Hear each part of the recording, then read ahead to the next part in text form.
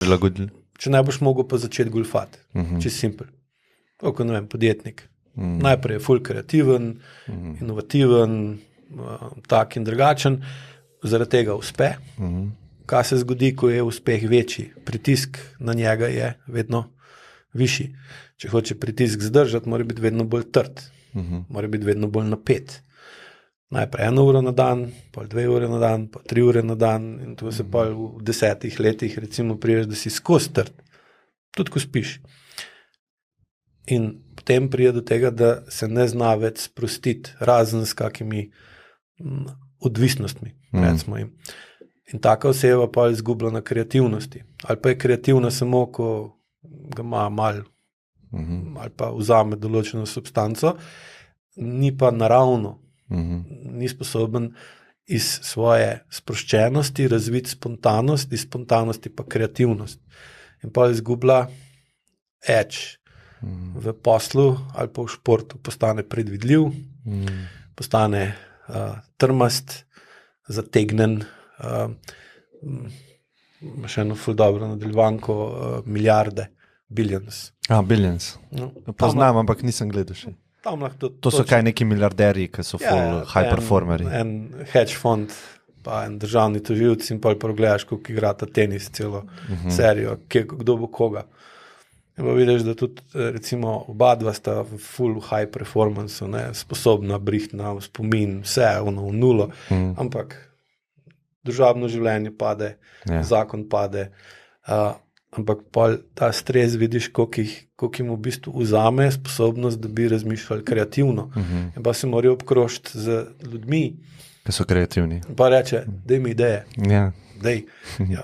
Spomnim se jih, nimam jih. In zdaj, če tu ne znaš najdeti to sposobnost, da se sprostiš, ker je pa pol problem, ker se kronično zategneš na poti na vrh. In pol bolj, ko si kronično napet, slabši je stik tvojega telesa s tvojo zavestjo in pa kljub temu, da se ti zavedaš, da so zdaj stvari take, da se lahko sprostiš, se telo ne sprosti. In pa, če ni sprostitve, ni spontanosti, če ni spontanosti, ni kreativnosti.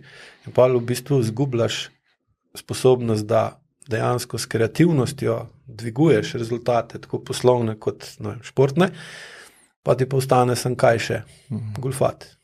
Utaje, manipulacije, prevare, doping in kup teh stvari, zato ker si toliko vložil, pa tak status imaš, pa ta je dobra ena, mislim, da je židovska kletvica, da Bog da imao, pa nemao. To je najbolj boli, da imaš, zdaj, če ti nikoli nimaš otroka, pač okej. Ampak najbolj boli pa, če ga imaš, pa ti pa umre. Zdaj, ko ti dosežeš nek status, neko stopnjo, pa vidiš, da ne moreš več obdržati, boš naredil vse, tiskaj je dovoljeno in tiskaj ni dovoljeno. To, kar mi jaz nudim, je pa, da začnejo to kronično zakrčenost čutiti in pa spoznajo, da so že toliko dosegli, da dejansko ni več niti potrebno, da so v napetosti 24 ur na dan, ampak če so 4 ure, kot tenisač, ko je na tenis igrišču, je nesimetričen, bolj stop na desno nogo, pa bolj ima napeto desno ramo od leve in tako naprej. Ko pa zaključ s tenisom, pa se sprosti in hodi, kot da ni tenisač. To je recimo pri AEQ-ju učiš. In na ta način v bistvu si povrne bolj pravilno razmerje med sem napet, ker sem pod pritiskom, zdaj pa, ker sem bil pod pritiskom, sem dosegel določene rezultate in sem si zaslužil počitek. Zdaj pa počivam in ko počivam, hočem biti pa sproščen. Zdaj to vsi itak hočejo, sam, če je nekdo kronično napet, pa se tudi takrat, ko naredi posel, ko dobi medaljo ali pa karkoli, on je še kar napet. In pa se ne more do konca sprostiti, pa prije še drug problem, mišičen, je pa to, da poln potencial mišice lahko doseže samo, če jo do konca sprostiš.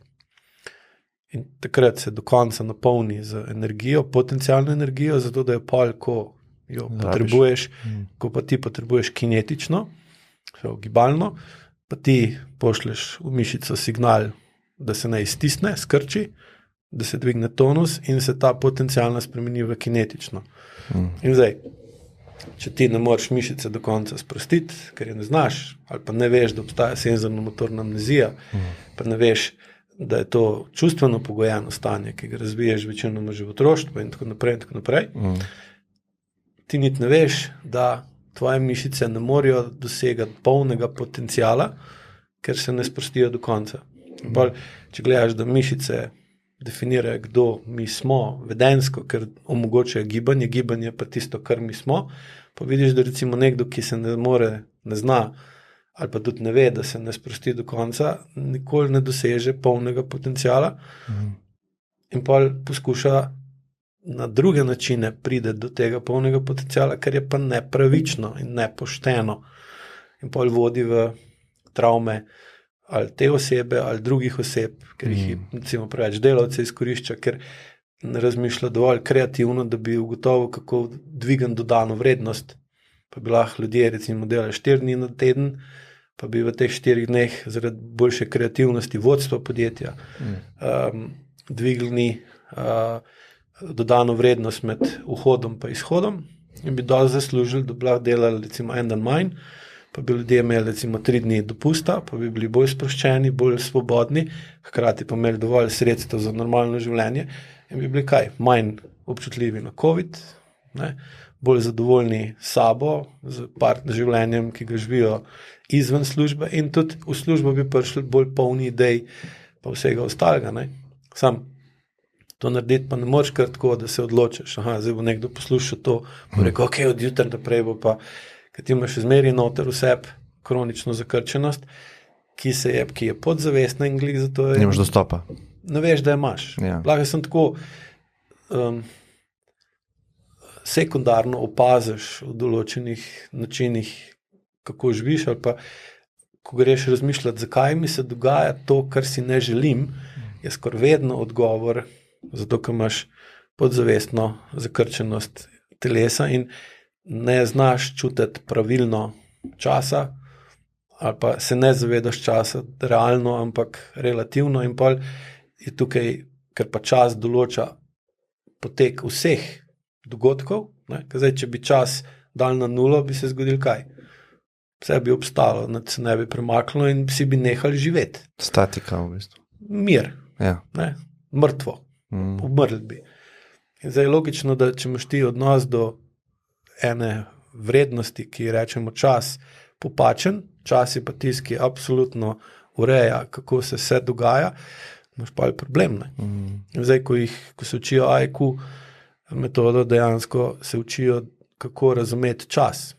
In pa lahko tudi športnik bolj realno, sam pri sebi razume, ok, tukaj imam to pa to težavo in pa lahko bolj realno oceni, koliko časa mora vložiti, pa na kakšen način, da bo to uredil, da se bo tukaj dvignil in bo lahko šel pa na višji nivo, brez da bo iz telesa zahteval preveč in ga pa telo ne bo rabil skozi poškodbo, bolezen ali pa bolečino opominjati, da ima nepravilen odnos do časa. Samo to pa je kombinacija, da razume, da čuti, da spremeni dihanje in tudi recimo na višjih ravneh se tudi veliko dela na spanju, ker je spanje spet osnovni predpogoj za vse ostalo. In če imaš ti lahko ne vem koliko zdravo ješ, pa ne vem koliko pravilno piješ, pa se ne vem koliko pravilno gibaš, če imaš spanec nekvaliteten, bo vse ostalo šlo. Ne bo učinkovito. Tako da tukaj je šport, čeprav pač delo športnikom ali pa s poslovnežem je podobno. Kaj pa v družbi je nekako veliko govora o tej izgorelosti pa kronični utrujenosti, zdaj se knjige pišejo, bere se o tem, zavedanje se dviguje, rečemo temu. Kako se pa ti s tem v bistvu soočaš, pa koliko ti vidiš tega v družbi? Pa zaradi tega pridejo do tebe tudi, ali so bolj posledice, ki jih imajo zaradi nepravilnega življenja, ki se odražajo na telesu, ali je bolj duševno, lahko rečemo temu? Absolutno gledano, 100% ljudi, ki pride do mene, pride zaradi izgorelosti, ker ne morejo več vzdrževati predhodnega načina življenja brez zelo jasnih opozoril ali iz telesa ali iz psihe, da ne morejo več. Prav, dokler ima oseba dovolj energije, da z njo premošča ta razkorak med realnim odnosom do časa, pa med relativnim odnosom do časa, on nima niti občutka, da je kaj narobe in šiba po tej poti, sploh zaradi tega, ker mu nudi hitrejši napredek in na videz nima slabih strani. Razen povišane porabe energije. Zdaj pa, dokler ti to energijo lahko iz svojega telesa ven jemlješ, je vse okej. Pa imaš pa tiste 3 faze stresa, ne? Odpor, adaptacija, pa izgorelost. Mislim, ljudje zdrsnejo v kronične težave, da se jih začnejo zavedati, ko grejo v to stanje izgorelosti. Ampak to je končno stanje predhodnih 2. Najprej je v telesu čutil odpor, potem je ta odpor z močjo volje zaradi motivov, interesov, česarkoli druga že premagal in se je na njega navadil, se pravi, se je adaptiral na njega in niti ne ve, da pretirava. Dokler ne pride v izgorelost, takrat se pa pol začuti iz telesa najprej blažje opozorila, ki jih običajno ignorira, potem pa vedno močnejša opozorila, ki jih pa ne more več ignorirati, ker ga ustavijo dovolj dobro, da se sooči z dejstvom, da je pač problem. Samo realno je to spet posledica odnosov iz otroštva, ker kaj vidim v praksi je, da se zavest stranke, ki pride k meni, da je odnos njegove zavesti do njegovega telesa kopija odnosa njegovih staršev do njega, ki je bil otrok. Bolj tako, ko so starši se do njega vedeli, se pol on vede, ko postane odrasel do svojega telesa, v katerem so njegovi starši. In pol točno vidiš, ko ga gledaš na kak način, ne vem, dela vajo ali pa karkoli, kakšne odnose je mogel on v otroštvu sprejeti za normalne, čeprav je noter v telesu čutil, da pa to ni prav. Sam poskušal je to povedati, razložiti, pokazati, vplivati na avtoritete, da naj to spremenijo, sam ni bil slišan in pol je logično, da tudi on kot odrasla oseba ne bo slišal telesa, ko mu bo telo rekel, tukaj mogoče bi bilo fajn, da bi to malo spremenil, dokler so problemi še majhni. Tako, ko ne vem, pokojnine ali pa to, kar imamo. Vsi vejo, da z prispevki za pokojnino ne dobimo dosti denarja, pa bomo že enkrat to zrihtali, drugič.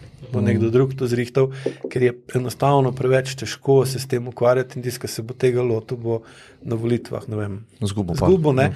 In pa da rečejo, to imajo Hrvati spet, ne, pređi brigo moja na drugoga. Prav, bo on. In to so isto, starši so to dali, ker so do njih imeli njihovi starši podoben odnos, to pa nadaljuje tradicionalno in pa se tudi odnos te osebe do svojega telesa je tak in blažje opozorila, ki bi jih lahko relativno enostavno uredil, ignorira, dokler ne postanejo tako huda, da pa morajo nekaj narediti. Sem takrat si pa pol, tako kot smo že na začetku za COVID govorila, postavljen pred več različno slabih opcij, nobena ni pa dobra. In pol zbereš najmanj slabo, pa si misliš, se ta je dobra, pa ni, to je manj slaba. In to je ful velika razlika. In pol jasno pa je, da kljub temu, da si vzel manj slabo, boš mogel zaradi te manj slabe odločitve down the line plačati zmeri višjo ceno, dokler ne boš rekel, zdaj pa res moram nekaj spremeniti, problem je pa zdaj kaj. Če hočeš nekaj dejansko spremeniti, rabi za to čas, pa rabi za to energijo. To je isto, ko bi rekel, ok, ne morem več biti v tej kolibi, hočem, ali pa 3 prašički pa volk. So pogruntali, da ona koliba, ki je bila iz slame, ni glih v redu. Imeli so to srečo, da jih volk ni pojedel, sprav dobili so eno cepivo. Pa so pobegnali stran, pa so imeli čas, pa so rekli, ok, ona hiša, ona koliba, ki smo naredili, ni bila dovolj dobra, ker je volk sam pihnil, pa je podrl. Dajmo narediti kaj bolj konkretnega. Imamo kaj časa? Ja, imamo. Ok, dajmo deske zbiti, pa narediti leseno kolibo. Tako pač neko šupo, ne, kako se reče tem. So rekli, to je pa zdaj v redu. Je prišel volk, je pihal, ni šlo. Pa je rekel, so se pa izboljšali. Pa je pa brcnil, pa se je koliba podrla, pa so dobili drugo cepivo. Pa so dobili spet nekaj časa. Ampak so se učili na napakah, na prejšnjih izkušnjah in so pa naredili pa konkretno hišo, sicer v pravljici ali basen, to se ne vem. No,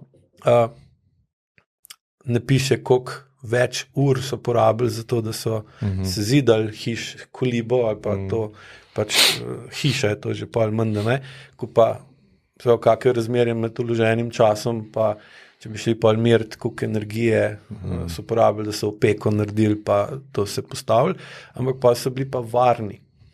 Zdaj, če bi nekdo se nauka iz te basni poslužil, pa bi se šel zdaj cepet, ne, rekel, ok, zdaj sem dobil nekaj, en let pa pol, ne vem, miru, da lahko postavim bolj konkretno zgradbo kot sebe, zato da bom, ko pride v naslednji fazi kakšna hujša bolezen ali pa mogoče, ne vem, kakšno drugo stanje, lakota, požari, ne vem, vremenske te, da bom bolj pripravljen, da ne bom spet odvisen od še močnejšega cepiva, ne v obliki cepiva za COVID, ampak kakšnega drugega, ker pa si vedno bolj odvisen od drugih.